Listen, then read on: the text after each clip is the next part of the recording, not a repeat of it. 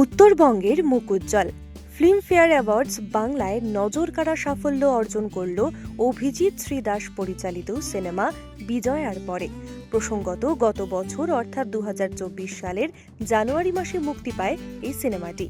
অভিজিৎ শ্রী দাস পরিচালিত, সুজিত রাহা প্রযোজিত এবং অভিনেত্রী মমতা শঙ্করের অভিনীত এই সিনেমাটি দর্শকদের মন জয় করার পাশাপাশি এবার ফিল্মফেয়ার পুরস্কারের 3টি গুরুত্বপূর্ণ বিভাগে মনোনয়ন পেয়েছিল, যেমন best debut director, best supporting actress এবং বেস্ট অ্যাক্ট্রেস ক্রিটিক্স চয়েস।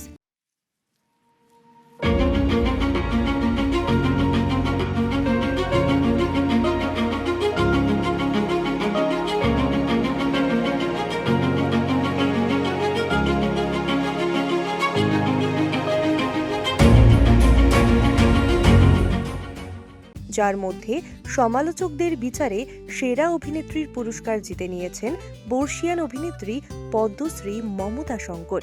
এই সম্মান পাওয়ার পর খুশির জোয়ারে ভাসছেন পরিচালক অভিজিৎ শ্রী দাস। তিনি জানান, প্রথম সিনেমাতেই এমন স্বীকৃতি পাওয়া তার কাছে অত্যন্ত গর্বের। তার কাজ প্রশংসিত হওয়ায় তিনি আপ্লুত এবং ভবিষ্যতে আরও বড় পরিসরে কাজ করার ইচ্ছে রয়েছে তার।